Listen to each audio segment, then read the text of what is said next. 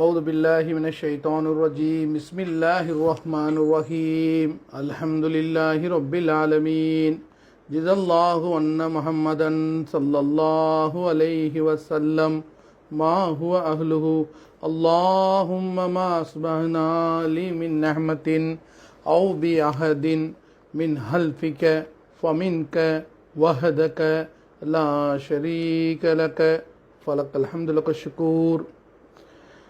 கண்ணியத்துக்குரிய சகோதரிகளே, தாய்மார்களே, அல்லாஹ் சுப்ஹானஹு வ தஆலா நம் அனைவரையும் இம்மை மறுமை அனைத்து நலவுகளையும் நமக்கும் முழு உலக மக்களுக்கும் தந்தல்வானாக. குறிப்பாக இந்த மஜ்லிஸில் கலந்து கொண்ட ஒவ்வொரு குடும்பத்தினரையும் அல்லாஹு ரப்பல் இஸ்ஸத் தன்னுடைய மேலான ரஹமத்தை கொண்டு பரிபூர்ணமாக்குவானாக. கண்ணியத்துக்குரிய தாய்மார்களே, நாம் பல பயான்கள் கேட்டுட்டோம், பல விளக்க உரை தஃப்சீர்களை படிச்சுட்டோம். ஆனால் எதை விளங்கணுமோ இது வரைக்கும் அதை விளங்கவே இல்லை. எதை செய்யணுமோ அது வரைக்கும் நம்ம செய்யவே இல்லை. கண்மணி நாயகம் ரசூலுல்லாஹி ஸல்லல்லாஹு அலைஹி வஸல்லம் அவர்கள் ஒவ்வொரு நபரையும் பொறுப்பாளர்களாக உணர்த்தினார்கள். இப்போ நம்ம விளங்கியிருக்கோம்ல, என்னுடைய குழந்தைய ஸ்கூலுக்கு அனுப்பணும், இது என்னுடைய பொறுப்புன்னு விளங்கியிருக்கும். கணவர் என்ன விளங்கியிருக்காரு அப்படின்னு சொன்னால், நான் சம்பாதிக்கிறது என்னுடைய பொறுப்புன்னு விளங்கியிருக்கார். உதாரணமாக இருக்கக்கூடிய ஆண்கள் சில நேரங்களில் நாம் இப்படியாக பார்க்க முடியும், நடந்து கொண்டு தான் இருக்குது, அது நம்ம வீட்டிலே நடக்குது. சாப்பிடலை, நோ ப்ராப்ளம். தூக்கம் இல்லை, நோ ப்ராப்ளம். உடல்நிலை சரியில்லை, நோ ப்ராப்ளம்.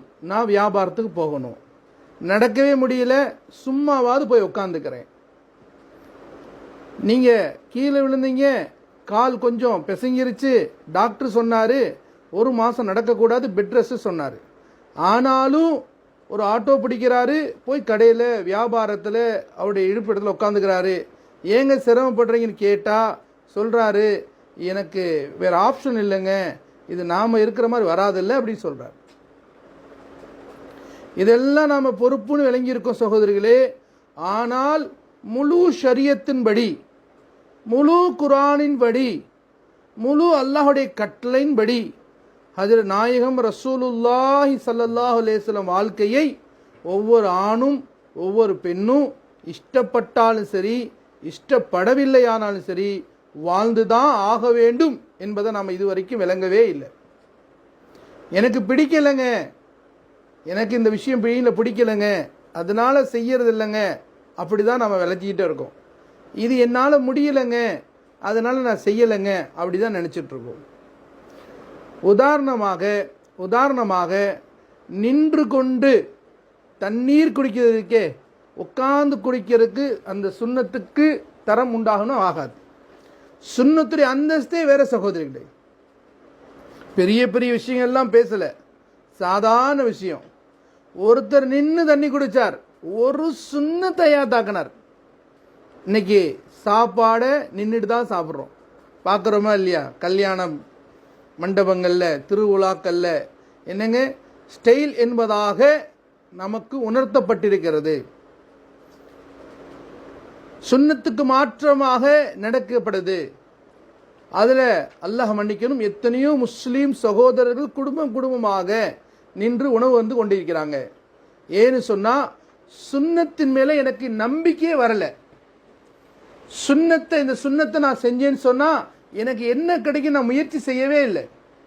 அல்லாஹ் சுப்ஹானஹு வ தஆலா சொல்கிறான், என்னுடைய நபியுடைய ஹபீப், என்னுடைய பிரியமான நபி, என்னுடைய பிரியமான தூதர், எனக்கு பிரியமான என்னுடைய இறை தூதர், எனக்கு ரொம்ப பிடிக்கும் என்னோட நபியை. அப்படிப்பட்ட கண்மணி நாயகம் ரசூலுல்லாஹி ஸல்லல்லாஹு அலைஹி வஸல்லம் சொன்னாங்க, சுன்னத்துக்கெல்லாம் மங்கி போயிடலப்பா, அப்போ ஒரே ஒரு சுன்னத்தை ஒருத்தன் ஹயாத் ஆக்கினா, அதை கடைபிடிச்சு செஞ்சான்னு சொன்னால் அவருக்கு எவ்வளோ நன்மை? 100 ஷஹீதுடைய நன்மை அல்லாஹ் கொடுக்குறான். கொஞ்சம் யோசிச்சு பாருங்க, 100 ஷஹீது. ஒருத்தர் மார்க்க போருக்காக போறாரு, அவர் உடம்புல வெட்டுப்படுது, அவர் உடம்புல இருந்து ரத்தம் பூமிக்கு விழவே இல்லை, விழுவதற்கு முன்பதாகவே அவருடைய அனைத்து பாவங்களையும் அல்லாஹ் மன்னிச்சிடறான். எவ்வளவு பெரிய அந்தஸ்து இது! இது எதுக்கு கிடைக்குதுங்க? ஒரு தண்ணி குடிக்கிறதுல உட்கார்ந்து குடிச்சார், இவ்வளவுதான். பிஸ்மில்லா சொல்லி குடிச்சார், இவ்வளவுதான். கொஞ்சம் கொஞ்சமா குடிச்சார், இவ்வளவுதான். குடிச்சிட்டு சொன்னாரு, அல்லாஹ், ஏ ரப்பே, எனக்கு தண்ணி குடித்தையே, அல்லாஹ் உனக்கு நன்றி அல்லான்னு சொன்னார். அல்ஹம்துலில்லாஹ் சொன்னார். இவ்வளவுதான் செஞ்சார். இவருக்கு எவ்வளவு நன்மை? 100 ஷஹீதுடைய நன்மை சகோதரிகளே. என்னுடைய வீடுகளில் நான் புள்ள போகணுன்னு சொன்னா வீட்டுக்குள்ள சலாம் சொல்லி போகணும். வீட்டுக்குள்ள எப்போ இருந்து உள்ள போனாலும் என்னங்க வீட்டில் யாருமே இல்லைன்னு நினைக்கிறோம். இல்லை சகோதரிகளே, நம்ம கண்களுக்கு தெரியல. நம்மளை சுத்தி அல்லாஹ் ரப்பல் இஸ்ஸத் பெரிய பாதுகாப்பு வலையம் அமைத்திருக்கிறான் சகோதரர்களே. நம்ம பிறந்திலிருந்து நம்ம கூடயே ஒரு மலக்கு இருக்கிறார். அவர் நம்மளை பாதுகாத்துட்டே இருக்கிறார். கீழே விழுக போனாரு, என்னன்னு தெரியலங்க, டக்குன்னு சுதாச்சிட்டேன். இல்லை, அந்த மலக்கை வைத்து அல்லாஹ் பாதுகாத்தான் உங்களை. வண்டியில போயிட்டு இருந்தீங்க, ஒரு சின்ன வண்டி தட்டிருச்சுங்க, நானு கீழே விழுகிற மாதிரி போனீங்க, ஆனால் நான் சுதாரிச்சிட்டேன். இல்ல, அல்லாஹ் உங்களை காப்பாற்றினான். நான் வியாபாரம் செய்யறேன், தொழில்துறை வச்சிருக்கேன், பெரிய ஜவுளி கடை வச்சிருக்கேன், பெரிய நிறுவனம் வச்சிருக்கேன், சத்தியமாக நிச்சயமாக வாடிக்கையாளரை கொன்றது உங்க கையில் இல்லைங்க, அல்லாஹ் அனுப்புறான். அல்லாஹ் உள்ளத்துல போடுற அந்த கடைக்கு போப்பா, வியாபாரம் பண்ணுன்னு சொல்றான். கொஞ்சம் யோசிச்சு பாருங்க, இவ்வளவு பெரிய புத்திசாலிகள் எல்லாம் இருந்தாங்க, ஆனா நஷ்டத்துல முடிஞ்சாங்க. நமக்கு முன்னாடி அல்லாஹ் முன் உதாரணம் வைத்திருக்க நிறைய நபர்களை எழுத படிக்க தெரியாதுங்க. அவர் சொல்லுவார், எனக்கு எழுத படிக்க தெரியாதுங்க, 10வது படிக்கல, பல கோடிகளுக்கு அதிபதி. இன்னைக்கு பார்க்க முடியும், எத்தனையோ நபர்ல சொல்ல முடியும். ஏன்? அல்லாஹ் கல்வியில வெற்றியை வைக்கவே இல்லை சகோதரர்களே, வியாபாரத்தில் வெற்றி வைக்கவே இல்லை, பணத்துல சந்தோஷத்தை வைக்கவே இல்லை. ஆனாலும் இந்த உள்ளம் இருக்கே, பணத்தை தேடிக்கொண்டு ஓடிக்கொண்டே இருக்கிறது. பயப்படுறாங்க. எனக்கு 2 பெண் குழந்தைங்க, நான் எப்படி நிக்கா செய்ய போறேன்? நிச்சயமாக சகோதரிகளே, அந்த குழந்தையை அல்லாஹ் தான் உங்களுக்கு கொடுத்தான்.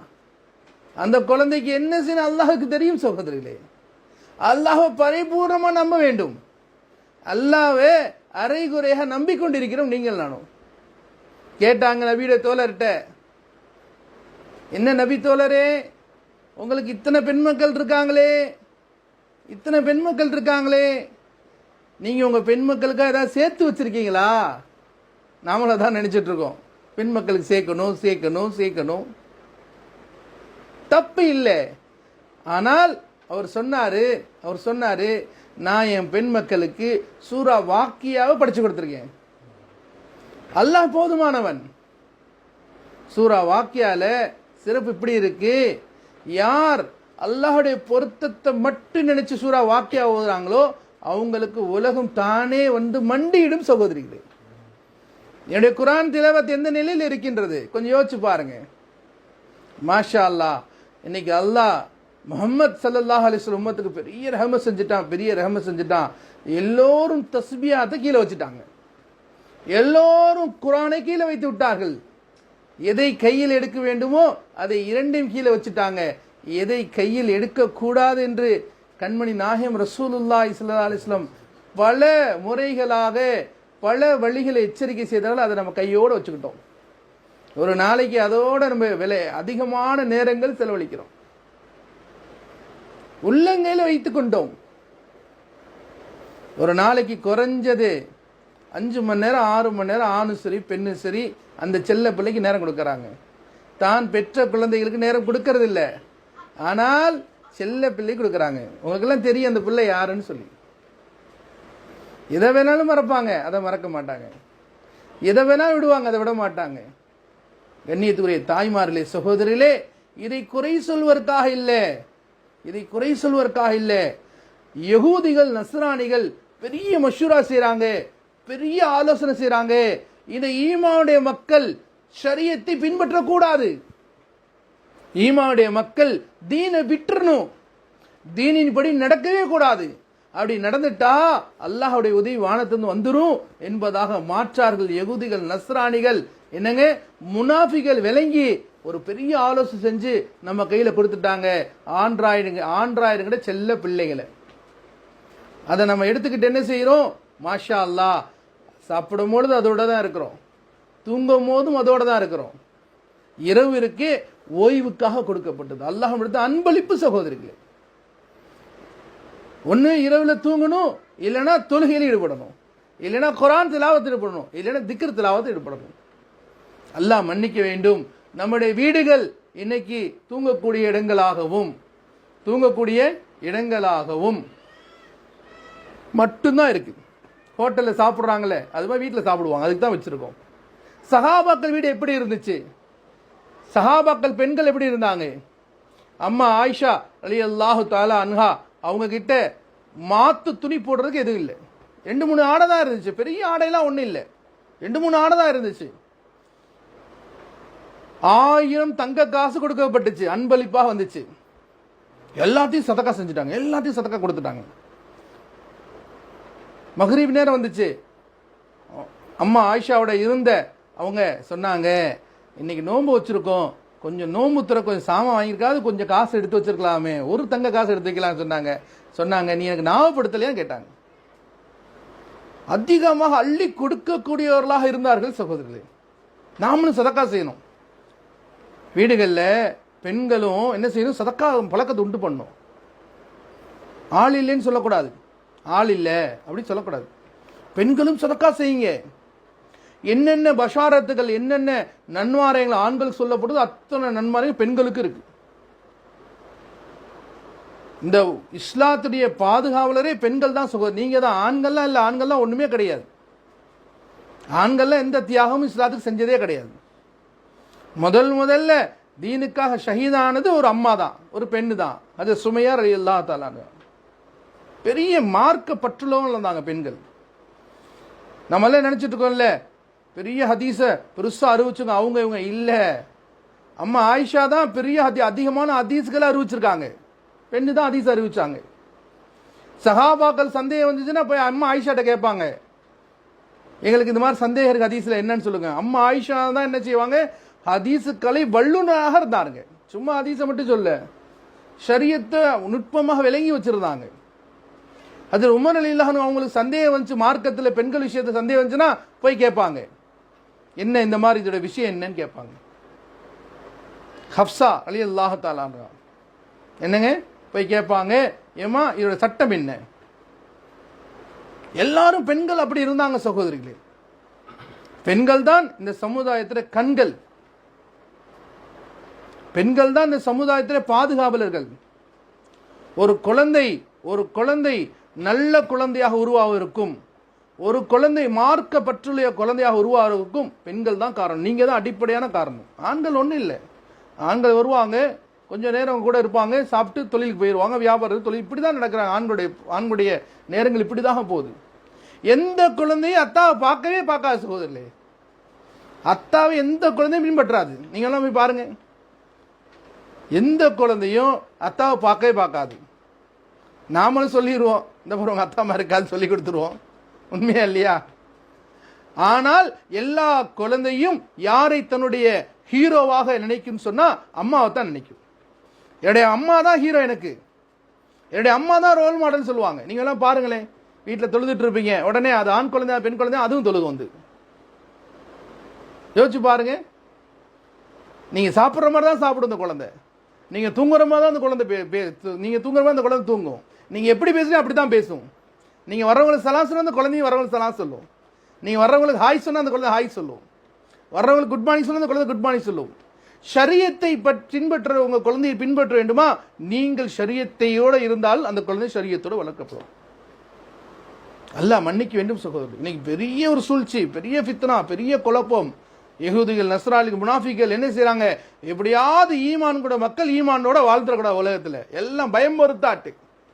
முழு உலக மக்களும் ஒரு சைடு, முழு உலக மக்களும் ஒரு சைடு, முழு ஆட்சி அதிகாரம் ஒரு சைடு, முழு அந்தஸ்தும் ஒரு சைடு, முழு முழு முழு பல நாடுகள் ஒரு சைடு. ஆனா ஒரு மனுஷன்ட்ட கலிமா இருக்கு, லா இலாஹ இல்லல்லா இருக்குன்னு சொன்னா இவ்வளோ பேர் சேர்ந்து அந்த மனுஷனுக்கு ஏதாவது துன்பம் தரணும்னு சொல்லி முடிவு பண்ணிட்டாங்க. ஆனா அல்லாஹ் முடிவு பண்ணிட்டான் இவனுக்கு தரக்கூடாதுன்னு. நிச்சயமா அந்த மனுஷனுக்கு ஒண்ணுமே ஆகாது சகோதரி. நம்ம அல்லாஹ்வை பயப்படணும். இன்னைக்கு நமக்கு முன்னாடி பல சூழ்நிலைகள், பல பிரச்சனைகள் வந்துட்டு இருக்கு. சில பேருக்கு வியாபாரத்தில் நஷ்டம், சில பேருக்கு குடும்பத்தில் பிரச்சனை, சில பேர்களுக்கு உடல் நலத்தில் பிரச்சனை, சில பேர்களுக்கு கடன் பிரச்சனை. இதெல்லாம் ஏன் வந்தது என்று சொன்னால் நாம சொல்லிட்டு இருக்கோம் கொஞ்சம் வியாபாரம் சரியில்லைங்க, கொஞ்சம் செலவு ஜாஸ்திங்க, ஸ்கூல் ஃபீஸுங்க, அப்படி நாம தான் ஏமாத்திட்டு இருக்கோம். ஆனால் அல்லாஹும் அல்லாஹ்வுடைய தூதரும் என்ன சொன்னாங்கன்னு சொன்னா, உனக்கு வந்திருக்க எல்லா பிரச்சனைக்கு காரணம் என்ன தெரியுமா? நீ ஷரியத்தை விட்டதான் தம்பி, நீ ஷரியத்தை விட்டதான் பாத்திமாவே, நீ ஷரியத்தை விட்டதான் ஆயிஷாவே. இன்னைக்கு எனக்கு ஒரு பிரச்சனை வருது, வீட்டில் கஷ்டம் வருது, எனக்கு ஒரு வீட்டில் ஒரு பிரச்சனை வந்துருச்சு, என் வீட்டில் மளிகை ஜாமான் இல்லை, என் வீட்டில் ஒரு குழந்தைக்கு உடம்பு சரியில்லை. என்ன காரணம்னு சொன்னா, நான் செஞ்ச அமல்கள் சரியில்லை, இல்லை நான் அமலை விட்டுட்டேன், நான் ஷரியத்தை விட்டுட்டேன், நான் தீனை விட்டுட்டேன், அதனால தான் எனக்கு பிரச்சனை வந்திருக்கு. நிச்சயமா சத்தியமா இதுதான் சகோதரிலே. சமீபத்தில் ஒருத்தங்க ஒரு பெரிய ஒரு முயற்சி செஞ்சுட்டு இருந்தாங்க, பல நல்ல வியாபாரம் ஓடிச்சு. ஆனா அவங்க வீட்டில் ஒரு கஷ்டம் போகவே மாட்டேங்குது. கணவன் மனைவி உட்கார்ந்து மசூரா செய்றாங்க, பாருங்க இப்படிதான் இருக்கணும், இப்படிதான் இருக்கணும், நல்லா கவனமா கேளுங்க. கணவன் மனைவி உட்கார்ந்து மசூரா செய்றாங்க, எங்க நம்ம வீட்டில் இப்படி பிரச்சனையே இல்லையாமா, என்ன பிரச்சனை வந்துச்சு, என்ன காரணம்? நீ தொழுகிறியா? தொழுகிறேன், நானும் தொழுகிறேன், நீனும் நோன்பு வைக்கிறேன், நானும் நோன்பு வைக்கிறேன், நீனும் சதக்கா, நீனும் சதக்கா கொடுக்குறேன், நானும் ஜக்காத் கட்டா கொடுக்குறேன், அதுக்கு வந்து உனக்கும் ஜக்காத்தை கொடுத்துட்றேன். மாஷா அல்லாஹ், எல்லாம் சரி செய்யறோம், மஸ்னூன் துவாக்களும் ஓதுறோம், காலையில் என்ன துவா, மாலையில் எல்லாம் ஓதுறோம். அப்ப என்ன பிரச்சனை? ஏன் வீட்டில் இவ்வளவு பிரச்சனை இருக்கு? வருமானம் இல்லை, பரக்கத்தின்மை, காசு வந்த பத்தல, என்னதான் காரணம்? நபி ஸல்லல்லாஹு அலைஹி வஸல்லம் சொல்லி கொடுத்தாங்கல்ல, பாருங்க இப்படிதான் இருக்கணும், பெண்கள் இப்படிதான் இருக்கணும், ஆண்கள் இப்படியாக ஆக்கிற பொறுப்பு நமக்கு தான் சகோதரிகளே. ஆண்களையும் இப்படியாக ஆக்கணும், அது நம்ம பொறுப்பு தான். 2 பேர் மசூரா செஞ்சு கண்டுபிடிச்சாங்க, நம்ம இவ்வளவு காலம் வேற வீட்டில் இருந்தோம், இப்ப வேற வீட்டுக்கு வந்துட்டோம், அந்த வீட்டில் முன்னாடி பர்தா போடல, அது கொஞ்சம் கோட்டை விட்டுட்டோம், அதனால தொழுகையாளிகளுடைய பார்வை, தொழுகை இல்லாத நபருடைய பார்வை வீட்டுக்குள்ள வந்துருச்சு, அதனால வீட்டில் பறக்க தெரிய போச்சு. கண்டுபிடிச்சாங்க. சுன்னத்தை விட்டுதான் சகோதரர் எல்லா பிரச்சனைக்கும் காரணம். போர் நடந்துட்டு இருந்துச்சு, சஹாபாக்கள்கிட்ட சண்டை போட்டுட்டே இருக்காங்க, சஹாபாக்கள் மாற்றார்கள் போர்ல எதிரிகள்லாம் சண்டை போட்டுட்டே இருக்காங்க. ஆனா வெற்றி தோல்வி நடக்கவே இல்லை. உட்கார்ந்து யோசனை பண்ணாங்க சஹாபாக்கு, என்னதான் வெற்றி கிடைக்கும், என்னதான் காரணம்? சொன்னாங்க, நபியோட சுன்னத்தை எதை விட்டுட்டோம்? கடைசி கண்டுபிடிச்சாங்க, மிஸ்வாக் செய்யறதை விட்டுட்டோம். போர்க்களத்தில் சண்டை போட்டுருக்காங்க, மிஸ்வாக் செய்யறதுங்க, சின்ன மிஸ்வாக்குங்க, பல் துளக்குதுங்க, ஒரு சின்ன குச்சிங்க, ஒலு செய்யறது போர் நேரத்தில் தொழுகைக்கு முன்னாடி செய்யக்கூடிய சின்ன அமல், மிஸ்வாக்குற சின்ன அமல், அது செய்யாம தொழுகிட்டு இருக்காங்க. பார்த்தாங்க எல்லாம் ஒழுங்கா மிஸ்வாக் செய்யுங்க, சுன்னத்தை விட்டுதான் பிரச்சனை. மாஷா அல்லாஹ், அவங்க மிஸ்வாக் செஞ்சாங்க, எதிரி கண்ணு அல்லாஹ் இப்படி பயத்தை கூட்டினான், பயத்தை போட்டான், பெரிய பெரிய மரங்களை புடுங்கி பல் துளைக்கிற மாதிரி பயத்தை போட்டான், எதிரிகள் துண்டக்கான துணியை ஓடியா போயிட்டான். யோசிச்சு பாருங்க, என்னுடைய வாழ்க்கையில பரக்கத்தின்மை வந்தது காரணம் நான் தான் சகோதரிகளே. என்னுடைய வாழ்க்கையில பிரச்சனை வந்தது காரணம் நான் தான் சகோதரிகளே. பிரச்சனையை போக்குறது அல்லாஹ் தான் போக்க முடியும். அல்லாஹ் ஏத்தின பிரச்சனை கொடுத்தான், அடியானே, என்னுடைய அடியானே, என்னுடைய ரஹமத்தை கொண்டு உனதுல மூட ஆசைப்படுறேன், என்கிட்ட வந்திருப்பா, என்கிட்ட நெருங்கி இருப்பா. அல்லாஹ் ஒரு என்னங்க ஒரு சூழ்நிலை கொடுத்து கூப்பிடுறான், நீ என்கிட்ட வந்திருப்பா, நீ என்கிட்ட ஓடி வந்திருப்பா, என்னுடைய ரஹமத்தில் இணைஞ்சுக்கப்பா. மாஷா அல்லாஹ், வீடுகள் சஹாபாக்கள் வீடுகள் இப்படியாக இருந்தது. இரவு முழுவதும் வணக்க வழிபாடுகள், பகல் முழுவதும் நோன்பு இருப்பாங்க சகோதரிகளே. வீட்டுக்குள்ள என்னங்க தீனுடைய முசாக்கராக்கள், தீனை பத்தி, அல்லாஹ் பத்தி, ரசூலை பத்தி பேசிக்கிட்டே இருப்பாங்க. வீட்டுல யாரு வந்தாலும் பேசுவாங்க. அல்லாஹ்வுடைய அந்தஸ்து யாரு, அல்லாஹ்வுடைய எவ்வளவு குதிரத்தானவே. 7 வானம் 7 பூமி அல்லாஹ் குன் ஃபயகுன் அப்படிங்கிற ஒரு வார்த்தை கூட நிக்குது சகோதரர்களே. கொஞ்சம் பூமியில இருக்கணும், கொஞ்சம் மேல போய் பார்த்தா தெரியும், பூமி அந்த இடத்துல சுத்தி கொண்டிருக்கு சகோதரர்களே. இந்த பூமிக்குள்ளதான் கடல் இருக்கு, மலை இருக்கு, அவ்வளவு விஷயம் இருக்கு. ஆனால் பூமி எங்கேயுமே இல்ல, தனியா சுத்திட்டு இருக்கு. அண்ட சராசத்துல பூமி சுத்திட்டு இருக்கு. இதை யார் செய்ய முடியும் சகோதரர்களே? இது அதுவா வந்துருமா? அதுவா முளைச்சிருமா? அதுவா செய்யுமா? இல்லை சகோதரர்களே, நாம இன்னும் ஈமான படிக்கணும். இயற்கை என்பதே ஒண்ணு கிடையாது சகோதரர்களே. இயற்கை என்பதே ஈமான்தாரிகளுக்கு ஒரு மாற்றமான சொல். இயற்கைங்க, சூரியன் காலையில இயற்கைங்க, அதான் உதிச்சிருங்க, சூரியன் மறைஞ்சிருக்கு, இது இயற்கையா வருங்க. அப்படி இல்லை சகோதரர்களே. அல்லாஹ் வெளிக்கொண்டு வருகின்றான் சூரியனை, அல்லாஹ் சூரியனை மறைய செய்கின்றான், அல்லாஹ் சந்திரனை உருவாக்குகின்றான், சந்திரன் வெளிச்சத்தை அல்லாஹ் கொடுக்கின்றான், குளிர்ச்சி அல்லாஹ் பூமியில கொடுக்கின்றான். சூரியன் தானா வருது, தானா மறையது இல்லை. நம்ம நினைச்சிட்டு இருக்கோம் அது வரும் போயிடும், அது இயற்கை, அது அது நடந்துட்டே இருக்கும். இல்லை சகோதரிகளே, நிச்சயமாக இல்லை. கடல் தண்ணி அதோட நிக்குதுன்னா அல்லாஹ் சொல்லிக்க நிக்க சொல்லிக்க தண்ணி நிக்கிது சகோதரி. அல்லாஹ் கொஞ்சம் ஊருக்குள்ள போயிட்டு வந்து கொஞ்ச நாளுக்கு முன்னாடி சொன்னா ஊருக்குள்ள வந்துட்டு போச்சு, என்ன பிரச்சனை வந்துச்சு நமக்கெல்லாம் தெரியும். அல்லாஹ் ஞாபகப்படுத்துறான், படைத்தவனுக்கு செய்ய வேண்டிய கடமைகளையும் உறவினர்களுக்கு செய்ய வேண்டிய கடமைகளையும் இன்னும் உற்றாரோட ஆதரிச்சு வாழுங்க. அப்படி வாழேன்னு சொன்னா உங்க வயசை குறைச்சிருவேன். ரொம்ப நாள் உலகத்தில் வாழணும் ஆசை இருக்கு, ரொம்ப நாள் உலகத்தில் நான் வாழணும் ஆசை இருக்கு, பல நாட்கள் உலகத்தில் இருக்கணும்னு ஆசைப்படுறேன், பல நாள் தொழுன்னு ஆசைப்படுறேன், பல நோன்பு வைக்கணும் உலகத்தை ஆசைப்படுறேன். நான் என்ன செய்யணும்? என்னுடைய உறவினர்களை ஆதரிச்சு வாழணும், அரவணைச்சு வாழணும். உறவினர்களுக்கு எவ்வளவு எச்சரிக்கை கொடுக்கப்பட்டிருக்கு தெரியுமா? உறவினருக்கு எப்படி எப்படி எவ்வளோ அரவணைக்குன்னு சொல்லப்பட்டிருக்கு தெரியுமா? நான் பேசுறீங்க, அவங்க பேசுறது இல்லைங்க, அவ்வளோதாங்க, எனக்கு என்னங்க, எனக்கு மரியாதை இல்லையா, நான் சலாஞ்சா சொல்ல அவ்வளோ முடிஞ்சு. அப்படி இல்லைங்க. உறவினர்களை எவ்வளோ ஆதரிக்க வேண்டும் என்று சொன்னால் சொல்லப்பட்ட ஹதீஸ்ல ஒருத்தர் வீட்டுக்கு நம்ம போறோம், அவர் சொல்றாரு நீ எதுக்கு என் வீட்டுக்கு வந்த அப்படி சொல்லி திட்டுறாரு, நீ வீட்டை விட்டு வெளியே போன்னு சொல்றாரு, அப்படின்னா கூட அவர்கிட்ட முகம் சுளிக்காம உறவை வளர்க்க வேண்டும் என்பது இஸ்லாம் வழிகாட்டுகிறது சொல்லு. இந்த மாதிரி நீங்க இருந்தீங்க அப்படின்னா அல்லாஹ் அவங்க ஹயாத்தை கூட்டிடுவான். நபி ஸல்லல்லாஹு அலைஹி வஸல்லம் நற்குணங்களை படிச்சு கொடுத்தாங்க, நல்ல குணங்களை படிச்சு கொடுத்தாங்க சகோதரிகளே, நல்ல குணங்கள்.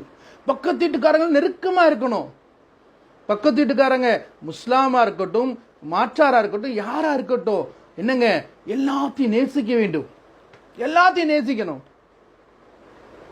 நபி ஸல்லல்லாஹு அலைஹி வஸல்லம் சின்ன வயசுல நம்ம ஒரு சம்பவம் படிச்சிருப்போம், எல்லாரும் படிச்சோம். நபி ஸல்லல்லாஹு அலைஹி வஸல்லம் வர்றாங்க, தொலைக்கு போகும்போதெல்லாம் அந்த அம்மா குப்பை கொட்டிக்கிட்டே இருக்கும், குப்பை கொட்டிக்கிட்டே இருக்கும்.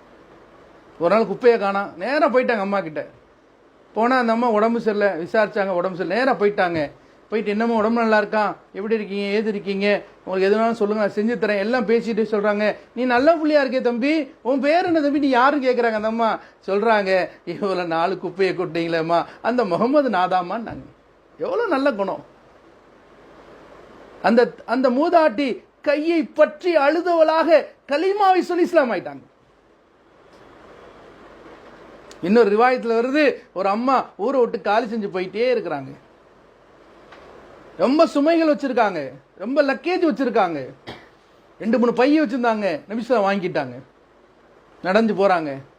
எங்கம்மா போறீங்க சொன்னாங்க. அந்த அந்த அந்த முதிய அம்மா சொன்னாங்க, இங்க யாரோ முகமது வந்திருக்காராம், அவர் ஏதோ சூனியம் பண்றாராம், அவர் மார்க்கத்துக்கு போறாராம், நம்ம மூதாதை மாதிரி விட்டுறாங்களாம் அப்படின்னு சொல்லிட்டே போறாங்க, திட்டிகிட்டே போறாங்க நபி ஸல்லல்லாஹு அலைஹி வஸல்லம்.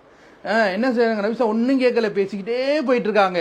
இறுதியாக அவங்க இடம் வந்தனே எல்லா லக்கேஜையும் கொடுத்துட்டாங்க, நல்லது போயிட்டு வாங்க, நல்லா சலாமத்தா போயிட்டு வாங்க அப்படின்னு சொல்லிட்டு போகும்போது, ஏன்பா இவ்வளோ இந்த நேரத்தில் இவ்வளோ தூரம் எனக்கு வந்து யார் உதவி செய்வா, இப்படிப்பட்ட நீ நல்ல பிள்ளையா இருக்கே, உங்க அத்தா பேர் என்ன, உன் பேர் என்னன்னு கேட்டாங்க. சொன்னாங்க, முகமது இப்னு அப்துல்லா, எங்க அத்தா பேர் அப்துல்லா, நான் தான் ஒரு மகன் முகமது, நீங்க இவ்வளவு திட்டீங்களே அந்த பேரு எனக்கு தான், அந்த சொந்த அந்த அதுக்கு நான் தான் சொந்தக்காரன் சொன்னாங்க. அந்த அம்மா சொன்னாங்க, இப்படிப்பட்ட பிள்ளையவ நான் பேசினேன் அப்படின்னு சொல்லி கையை பற்றி பிடித்தவளாக களிமா சொன்னாங்க. யோசிச்சு பாருங்க, என்னுடைய உற்றாரோட உறவினரோட என்னுடைய ரிலேஷன்ஷிப் எந்த லெவல்ல இருக்கு.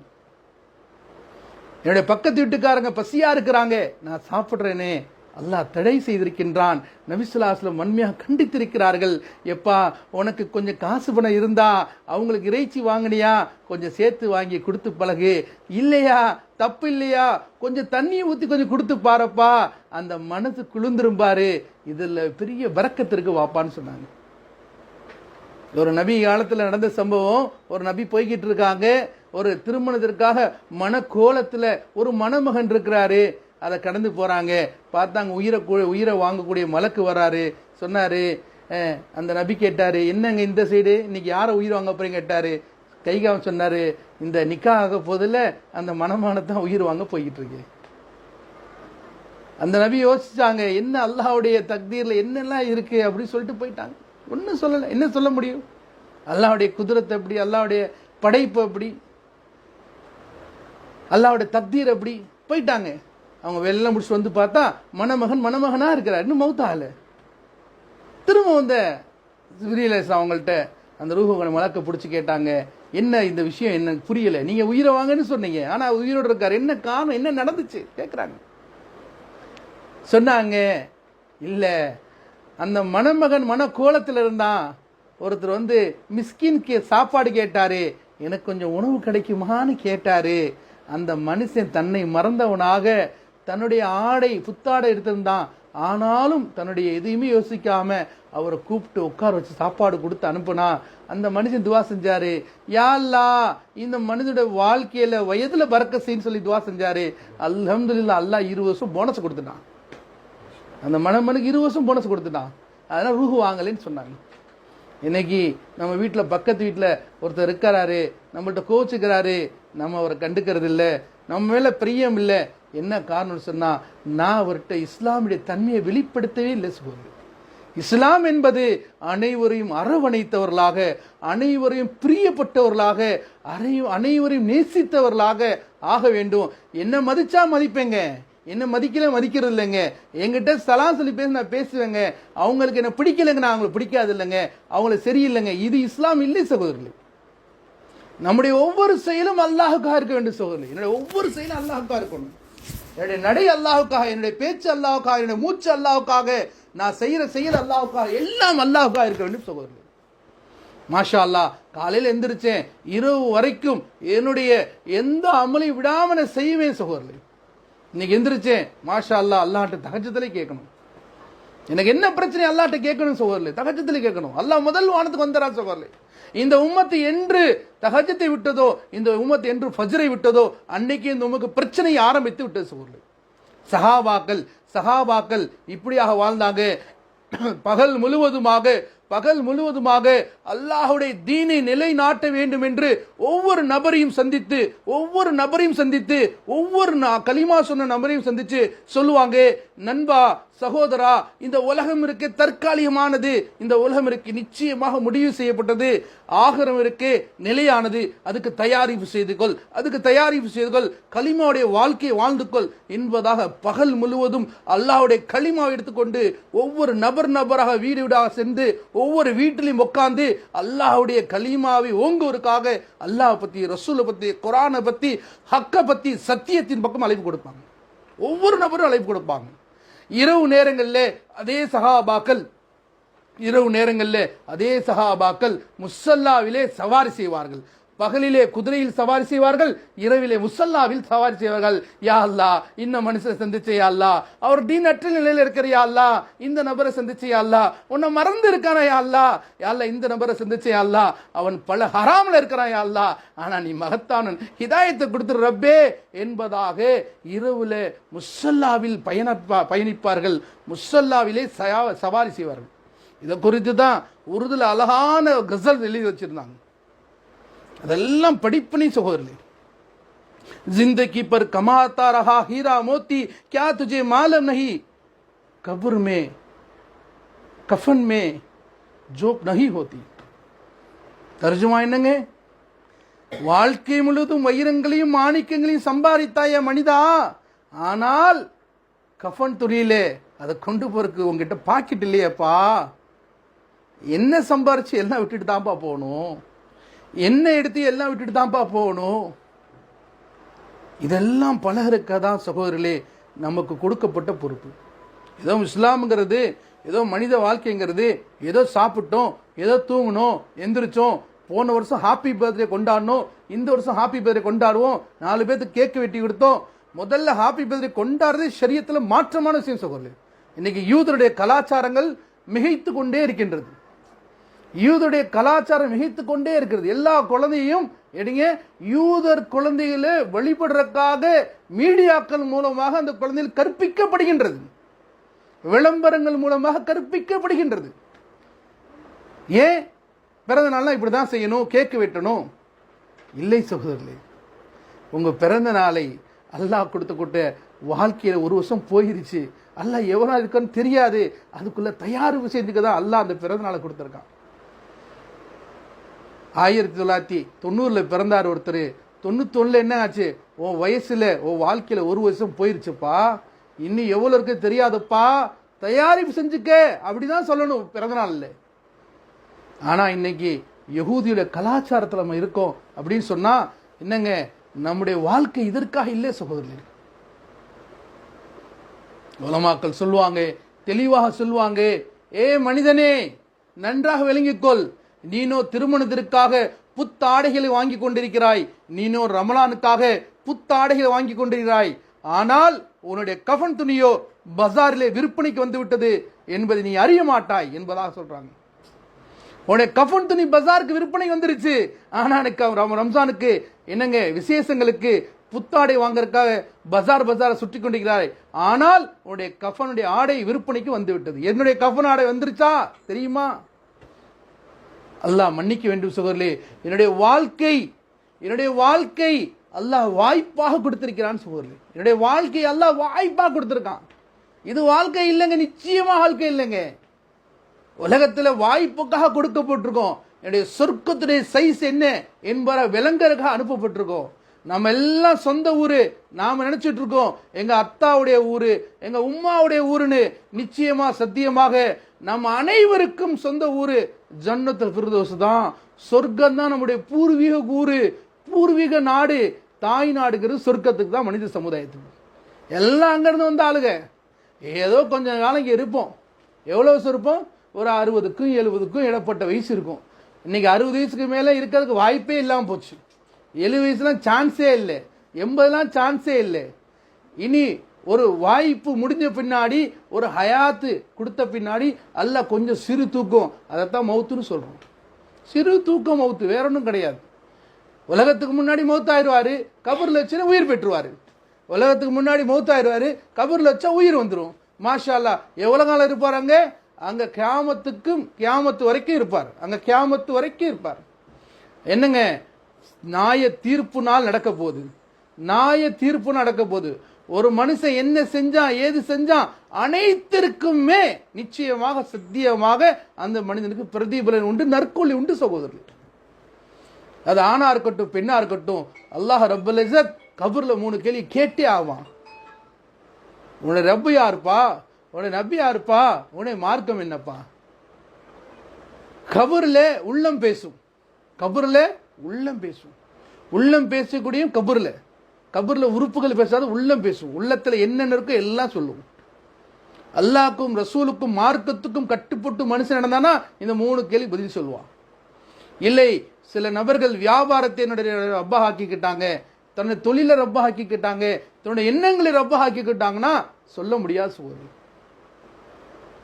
நாளைக்கு ஆகுறால முழு உலக மக்கள் முன்னாடி ஒரு மனிதன் கொண்டு பாடப்படும். அவன்கிட்ட சில கேள்வி கேட்கப்படும்.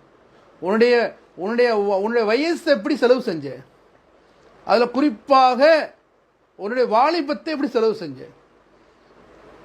என்ன கத்துக்கிட்ட, மார்க்க கல்வி என்ன கற்றுக்கொண்ட, அதை எப்படி என்ன அமல் செஞ்ச, இதெல்லாம் அல்லாஹ் என்னங்க ஆகுறால கேட்பான். ஆக கண்ணியத்துக்குரிய சகோதரர்களே, தாய்மார்களே, குழந்தைகள் இன்னைக்கு பெரிய செல்வம் நமக்கு, குழந்தைகள் பெரிய பாக்கியம் நமக்கு. நம்முடைய குழந்தைகளை எந்த குழந்தையும் குரான் ஓதாம இருக்கவே கூடாது சகோதரர்களே. குரான் ஓத தெரியல எந்த குழந்தையும் சொல்லக்கூடாது. ஆண் குழந்தைகளே தயவு செய்து பள்ளிவாசலுக்கு அனுப்பிடுங்க, தயவு செய்து பள்ளிவாசல் அனுப்பிடுங்க. எல்லா ஆண் குழந்தையும் பள்ளிவாசல் அனுப்பிடுங்க. அஜர்த்து அடிக்கிறாருங்க, திட்டுறாருங்க, அது செய்யறாரு, அதெல்லாம் இல்லை. பள்ளிவாசல் தூரமா இருக்குங்க, டியூஷன் போடுங்க. அது பாருங்க, எல்லாத்தையும் தூக்கி பின்னாடி போட்டு தீன முன்னாடி வைங்க. அல்லாஹ் என்ன செய்வான், துன்யாவை பின்னாடி வரப்பான். என் பையன் காலையில் டியூஷன் போறாருங்க, ஆனால் வர முடியாதுங்க. என் பையன் சாயங்காலம் ஹோம்ஒர்க் பண்றா, வர முடியாதுங்க. இதே நிலையில் நீடித்தால் ஒவ்வொரு பிள்ளையும் அத்தானா யாரு, அம்மானா யாரு, அவங்க கடமை என்னன்னு விளங்காமே உம்மத்து வளர்ந்துட்டு இருக்கு. இன்னைக்கு குழந்தைகள் வாலி வயசானா அத்தாவை ஹை டாட் அப்படி சொல்றாங்க, அத்தான் கூட சொல்ற ஹை டாட் அப்படின்றாங்க. என்னங்க, அத்தாக்கு முன்னாடி கால் மேல கால் போட்டு உட்காந்துருக்காங்க. அத்தாவை கேட்கறாங்க, நீ எதுக்கு என்ன பெற்றெடுத்தா என்பதை கேட்கறாங்க. உமாவை கேட்கறாங்க, நீ எதுக்கு என்ன பெற்றன்னு கேட்கறாங்க. ஏன்? அந்த குழந்தைக்கு தீனை கொடுக்காத என்னுடைய பெரிய குற்றம் சகோதரர்களே. அதனால கண்ணியத்துக்குரிய தாய்மார்களே, சகோதரர்களே, பெண் பிள்ளைகளை நிஸ்வான் மதரசாக்கு தயவு செஞ்சு அனுப்பிடுங்க. எந்த மதரசாவும் இப்படி இல்லை, என் குழந்தை இல்லை, தீனுக்காக கொஞ்சம் முன்பின் உலகத்தை நாம தான் செய்யணும், எல்லாம் முடிச்சுட்டு தீனுக்கு வாய்ப்பு இருந்தா கடைசியா பார்க்கறதுக்கு இவர்கள் பாக்கியமற்றவர்கள் சகோதரர்கள், பாக்கியமற்றவர்கள். உலகத்துக்கு முன்னுரிமை கொடுக்கிறது போல தீனுக்கு முன்னுரிமை கொடுக்க வேண்டும் சகோதரர்கள். தீனுக்கு முன்னுரிமை கொடுங்க, அல்லாஹ் உலகத்தை உங்க காலில் போடுவோம். அதே போல தினசரி வீடுகளில் குர்ஆன் திலாவத் குறைஞ்சது பெண்கள் மாஷா அல்லாஹ் அதிகமான நேரம் இருக்கு. பாருங்க, கிச்சன்ல சமையல் அறையில காலிலிருந்து இரவு நிற்க வேண்டிய அவசியமே இல்லை. மாஷா, நீங்க நினைச்சா கிச்சன்ல ஒரு அரை மணி நேரத்தில் 10 நிமிஷத்துல எல்லாத்தையும் செஞ்சு முடிச்சிடலாம். சின்ன சின்ன வேலைகளை, சின்ன சின்ன சாதா சீதமான உணவுகளை தயார் செய்யணும். பார்த்தா 20 கிச்சன்லேயே இருக்கிறாங்க. இல்லை சகோதரர்களே, காலையில் போனோம், சின்ன நாஸ்டா செஞ்சோம், சும்மா 10 நிமிஷம் செஞ்சோம் முடிச்சிடணும். என்னங்க, அதில் போட்டு அதை செய்கிறேன் இதை செய்கிறேன். இன்னைக்கு ஃபேஷன் ஆயிடுச்சுங்க. யூடியூப்பில் பார்த்து மொபைலில் பார்த்து வச்சு அதை செய்கிறேன் இதை செய்கிறேன், புது டிஷ்ஷாக அதை செஞ்சு இதை செஞ்சு என்னங்காச்சு மாஷா அல்லாஹ் எல்லாமே வேஸ்ட்டாக போச்சு. சாப்பிட மாட்டேங்கிறாங்க. இவ்வளோ கஷ்டப்பட்டு செஞ்சு சாப்பிடுன்னு மிரட்டுறாங்க. அதனால் நாம் என்ன செய்யணும், நம்முடைய நேரங்களை மிச்சம் பண்ணணும்.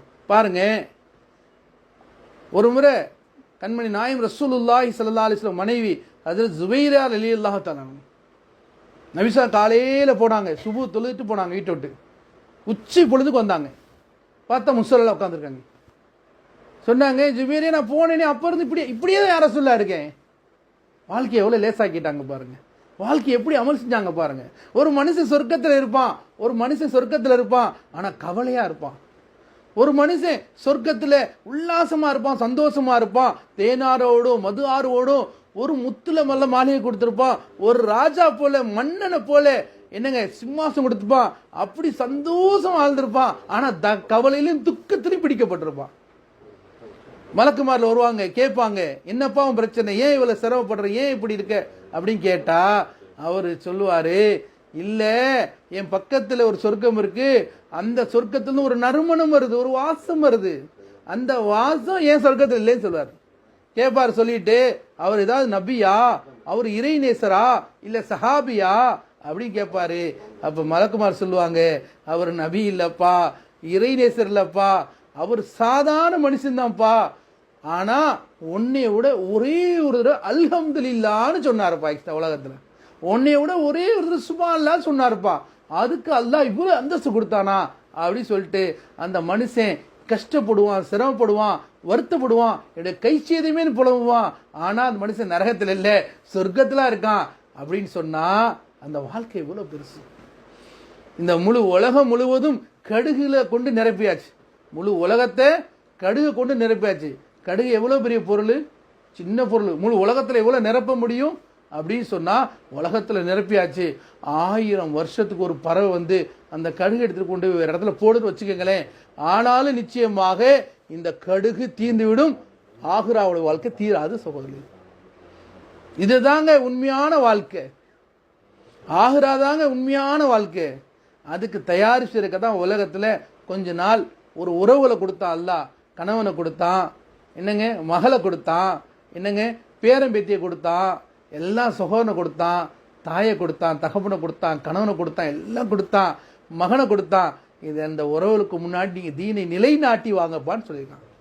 அதற்காக அந்த தீனை நிலைநாட்டுவதற்காக அனுப்பப்பட்ட சமுதாயம் தான் நீங்களும் நானும். இங்க இஷ்டப்படி வாழ்றதுக்காக அனுப்பப்பட்ட மக்கள் நீங்கள் நானும் இல்லை சொல்றேன். மூமியங்களுக்கு இந்த வாழ்க்கை சிறைச்சாலை தாங்க. மூமியங்களுக்கு இந்த வாழ்க்கை சிறைச்சாலை தாங்க. சிறைச்சாலை தான் மூமியங்களுக்கு. சொர்க்கம் யாருக்கு? இதுக்கு காஃபிருக்கு தாங்க சொர்க்கம். இஸ்லாம் ஈமான் அற்றவருக்கு தான் வாழ்க்கையே சொர்க்கம். முஸ்லீம்களுக்கு ஜெயிலில் தான் இருக்கணும். ஜெயிலில் இஷ்டப்படி சாப்பிட முடியாது, நினைச்சது தூங்க முடியாது. அதே போல உலகத்தில் நான் நினைச்சதெல்லாம் செய்ய முடியாதுங்க. கட்டுப்பாடுங்க தாங்க இஸ்லாம்.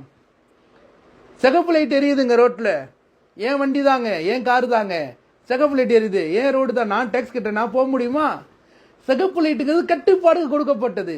பச்சை லைட்டு போட்டா போகணும், சிகப்பு லைட் நிக்கணும். இஸ்லாம் சொல்லுது சுபு தொழுதுக்க இத்தனை மணிக்கு தொழுதுக்க சொல்லுது, இஸ்ராக்கு தொழுதுக்க இத்தனை மணிக்கு தொழுதுக்க. இஸ்ராக்க நீ தொழுதா உனக்கு என்ன கிடைக்கும் தெரியுமா?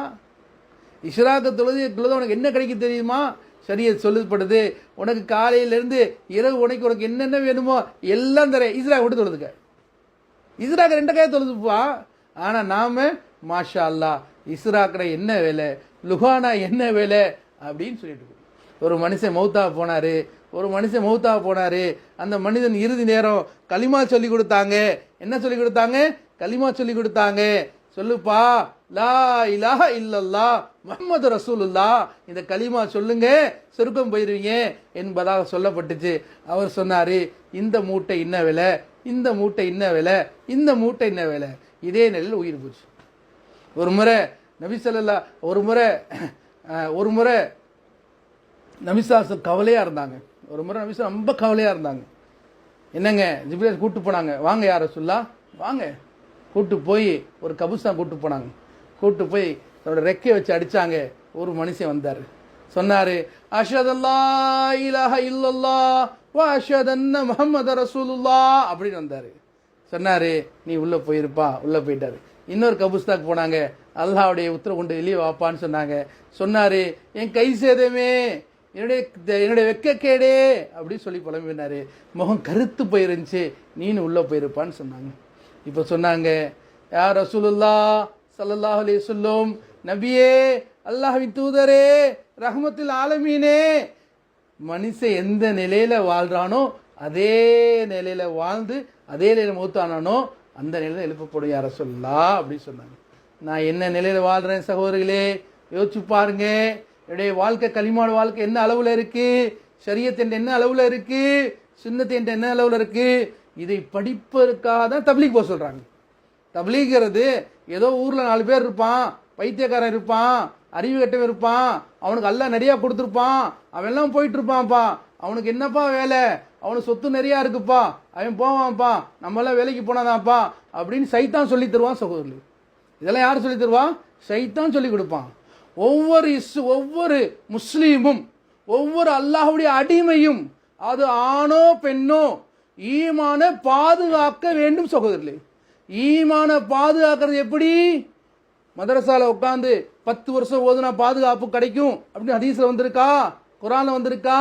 நிச்சயமா சத்தியமா இல்லை. நான் நிறைய இப்ப இஸ்லாத்தை பத்தி ஆராய்ச்சி பண்றேன், பிஹெச்டி வாங்கிட்டேன், இஸ்லாத்தை கரைச்சு குடிச்சிட்டேன், தெரிஞ்சுட்டேன், இந்த நிலையில இருந்தா நான் மௌத்தாகும் போது கலிமா மௌத்தாகுவேன் அப்படின்னு வந்திருக்கா? இல்ல. யாரு சொல்லித்தராங்க? கண்மணி நாயகம் ரசூலுல்லாஹி ஸல்லல்லாஹு அலைஹி சொல்லித்தராங்க. கண்மணி நாயகம் ரசூலுல்லாஹி ஸல்லல்லாஹு அலைஹி வஸல்லம் சொல்லித்தராங்க. என்ன சொல்லித்தராங்க அப்படின்னு சொன்னா, கரண்ட் போயிடுச்சு, கதை போட்டு. கண்மணி நாயகம் சொல்லித்தராங்க. கண்மணி நாயம் ரசூலுல்லாஹி ஸல்லல்லாஹு அலைஹி வஸல்லம் சொல்லித்தராங்க. பாருங்க, கலிமாவுக்காக யாரெல்லாம் முயற்சி செய்கிறாங்களோ, கலிமா எடுத்துக்கொண்டு ஒவ்வொரு வீடாக ஈமானுடைய ஃபர்லின் பக்கம் மக்கள் அழிப்பு கொடுக்குறாங்களோ, இவர்களை அல்லாஹ் கலிமாவோட மௌத்தாக்குவான் என்பதாக சொன்னாங்க. இவர்களே அல்லாஹ் கலிமாவோட மௌத்தாக்குவான் என்பதாக சொன்னாங்க.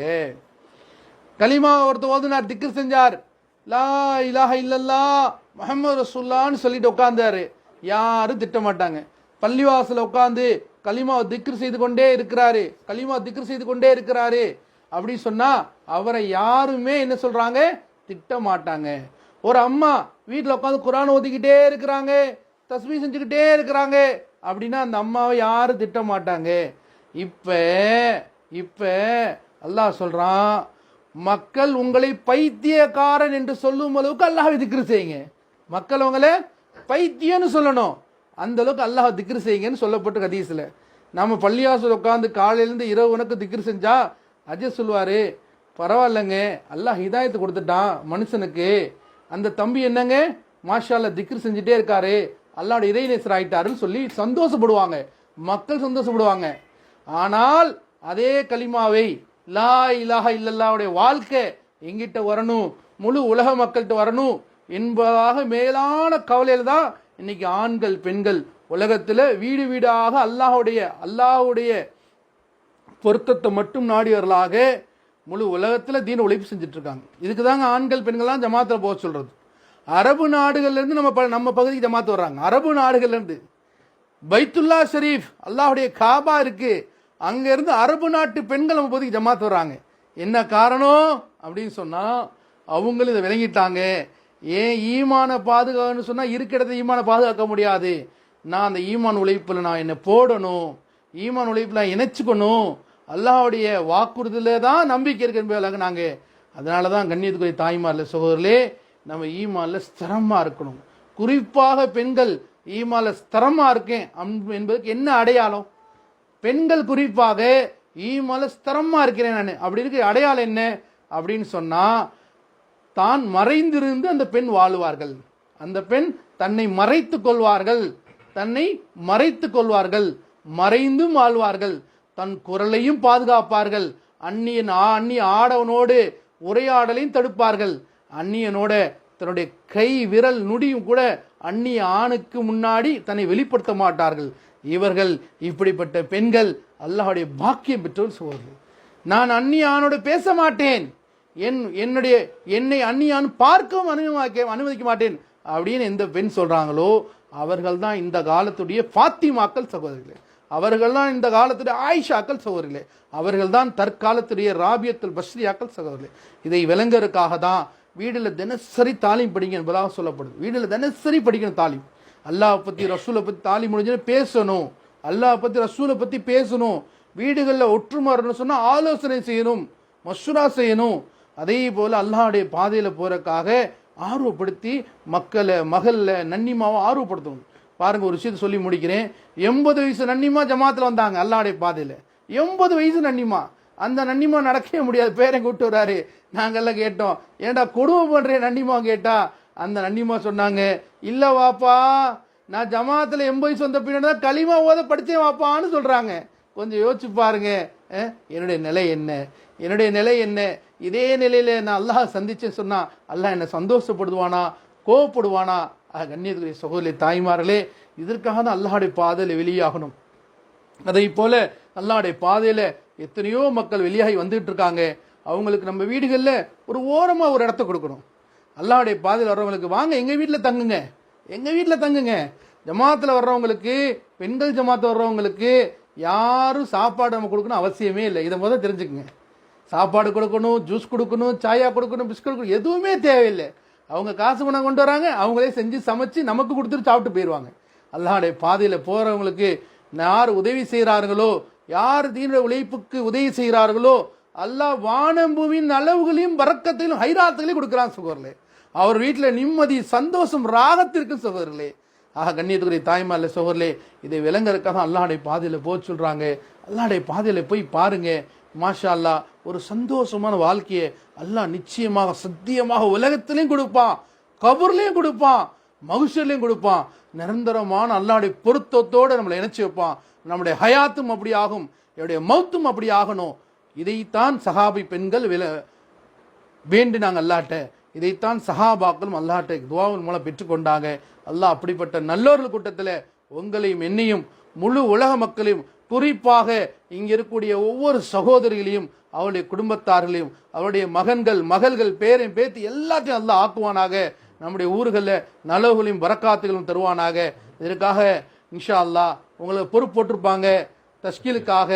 அவங்கள நீங்கள் எந்திரிச்சு நின்று மாஷா அல்லாஹ் உட்காந்து பொறுமையாக அவருடைய